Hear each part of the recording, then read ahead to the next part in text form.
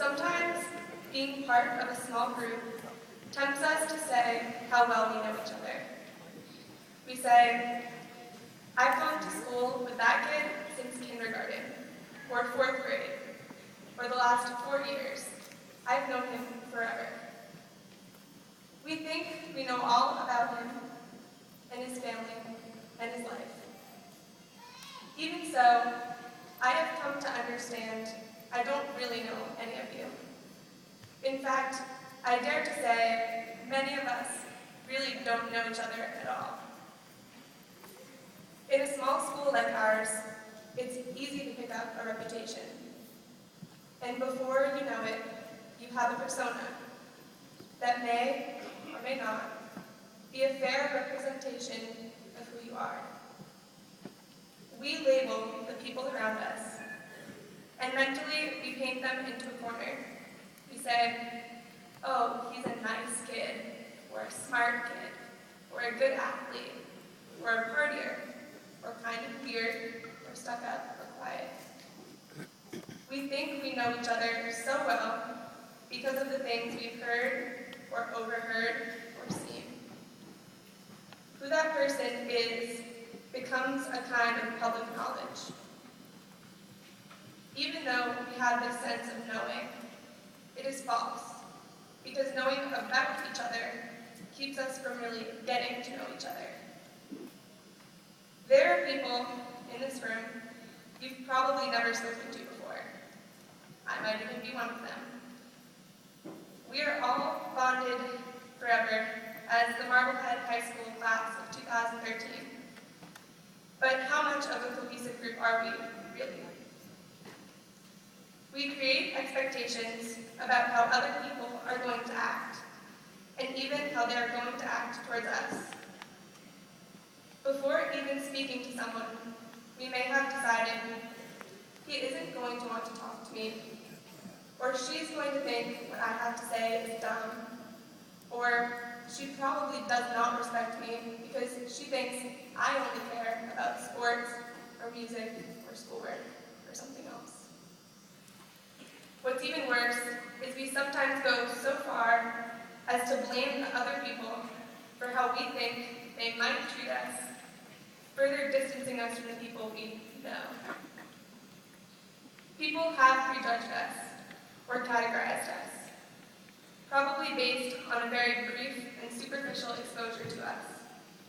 And they will continue to for the rest of our lives. But if we allow other people's preconceived notions of us to limit or control the way we behave, or the things we are willing to say, then those people own us, even if they have never spoken to us. When other people's expectations shape the way we live, then we aren't living our own lives. Even if it feels like the easy or only feasible option, it will eventually lead to regrets. One of the quintessential questions for people our age is, who am I? And how does that compare to who other people think I am or want me to be? High school is the place to begin working it out. For some people, the self-confidence and self-direction to answer solely to themselves comes easily. But for many of us, our lives up to this point have only been the beginning. Now, we are all moving on, and our lives have reached turning points. After this experiment in self-definition, we have all gathered experience we can use as we embrace our new, clean slate selves. The next step in our lives will offer us the freedom to make choices that will significantly and directly alter the paths of our futures. So if we've been waiting for the right opportunity to live according to our expectations of self and not someone else's, I would suggest to us all, our time is now. You know, expectations are funny things. Sometimes they limit us when they are poorly derived or naively followed. But when we establish expectations for ourselves, they can be empowering and motivating. An insightful teacher I've had once called me the master of expectations, meaning I establish and communicate my expectations for myself and others, and supposedly, I make it known when those expectations have not been reached. I think she's probably right, because structure is something I treasure in life. I like to have guidelines with which I can evaluate not only tasks or projects, but life in general. I think there is something to be said for self-set high expectations. When we expect, or even demand, the most from ourselves, we are infinitely more likely to achieve the things we work towards. That teacher I mentioned before also told me once that I am impatient with mediocrity, which is only partially true. Mediocrity as a function of nature, my singing voice for instance, which is mediocre on its best day, is something I can accept and be at peace with.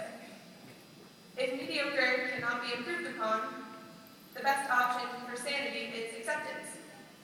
But as for mediocre as a conscious choice, a withholding of effort, there she is right. I have no patience, and none of us should. We are all looking forward to a time in our lives that will significantly determine the paths of our futures.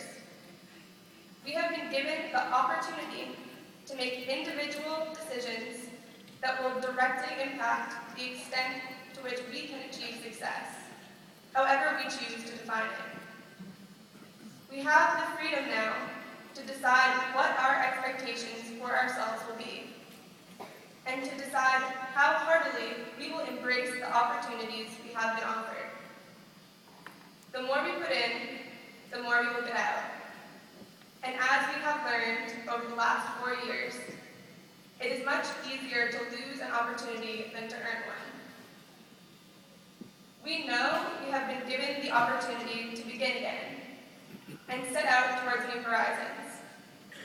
But we must also acknowledge these opportunities are not giftless gifts. They come from our past.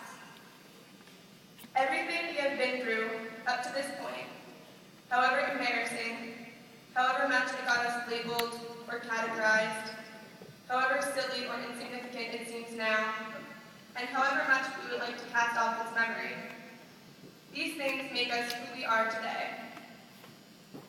We talk about our next step in life as a chance to wipe the slate clean and leave Marblehead behind. But we also cannot forget the people and experiences that have shaped us. How shall we treat our pasts? Will they disappear from our lives or own them? My compromise is thus: be grateful to the past, but not indebted to it. No matter where we go in life, we will always be products of Marblehead and the communities we have existed in until now. Being such comes with a certain level of responsibility to give back what has been given to us, no matter what we decide to make of ourselves.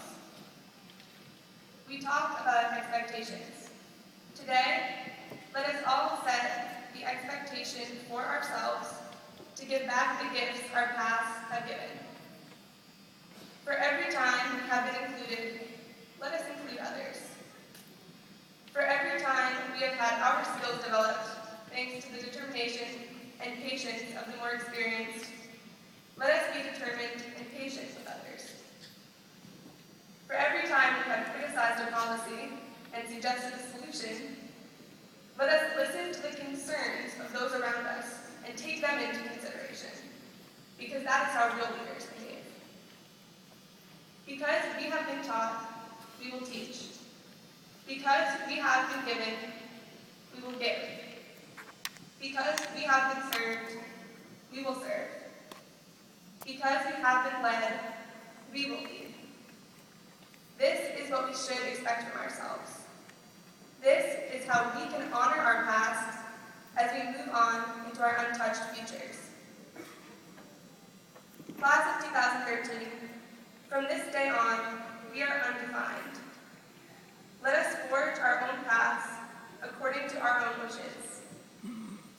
Let us learn to be confident enough to defy the expectations of others when they are limited, and live up to the expectations expectations we set for ourselves, as they are motivating.